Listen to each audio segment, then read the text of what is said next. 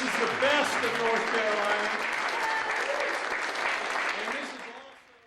We've got breaking news for you right now. Western Carolina will receive a new natural science building as part of the $2 billion bond referendum that voters approved Tuesday.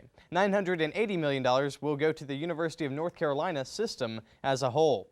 And more breaking news for you. Marco Rubio has suspended his campaign. Rubio lost to Donald Trump in his home state of Florida, which has a winner-take-all system. Rubio says whoever wins Florida will win the nomination. That leaves only Donald Trump, Ted Cruz, and John Kasich on the Republican side. Kasich beat out Trump for a key win in his home state of Ohio. Kasich took all 66 delegates, and he says that's enough to keep him in the race. Trump and Hillary Clinton took North Carolina, with Trump also taking Illinois. Clinton held strong against Bernie Sanders in Florida, Ohio, and Illinois, and Missouri is still too close to call for both the Republican or Democratic primaries.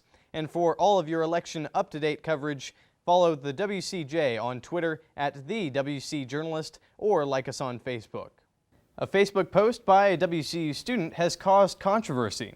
The post questions a display in the Intercultural Affairs office labeled police brutality.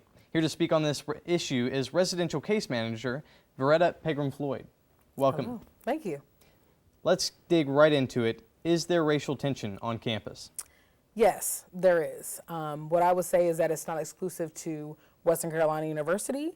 Additionally, I think that given the current election and how people are feeling, especially very emotionally charged by the current election, that has added to it. So the election has not caused it, but enhanced it? No, I believe it has enhanced it. I think every time election cycles come around, I think instead of people looking at things from a very logical perspective, I mean, people will take it from a very emotionally charged perspective, which makes sense given that these are our values. And so we want somebody who recognizes and kind of feeds into who we are as people. So, how do students on campus feel about the current tensions? I think it depends on who you ask. So over the last week, I had a lot of students of color in my office, but there aren't just students of color who are impacted by this issue. It is also, you know, our majority students, given that this is a predominantly white institution, so our white students as well, who are not happy with things that have come about and have been said, whether that's through the Facebook post that in some aspects you could say started this, or the Yik Yak posts and things of that nature. Thanks for being with us, Veretta. And for the full interview, you can look on the WesternCarolinaJournalist.com. We're going to send it to Calvin with sports now. It's March Madness time. Several teams from North Carolina will compete in the NCAA tournament starting today. Hello, I'm Calvin Inman. 3 teams from North Carolina took home their conference championship this past week. The University of North Carolina Chapel Hill beat the University of Virginia in the Atlantic Coast Conference Championship game on March 12th. This win pushed them into the #1 spot in the East region of the bracket. University of North Carolina Asheville walked off the court with the Big South Conference Championship win against Winthrop on March 6th. Asheville will face #2 seed Villanova in the first round of the NCAA tournament.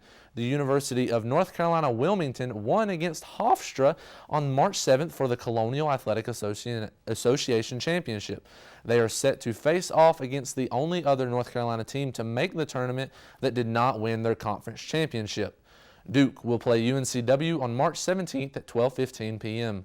The SoCon champs Chattanooga are set to play against the #5 seed in the East, Indiana. Tip-off is set for March 17th at 7:10 p.m.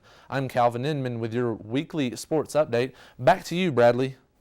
All right, thanks, Calvin. And that's all the time we have for the Western Carolina Journalist Weekly Update. I'm Bradley Lucor.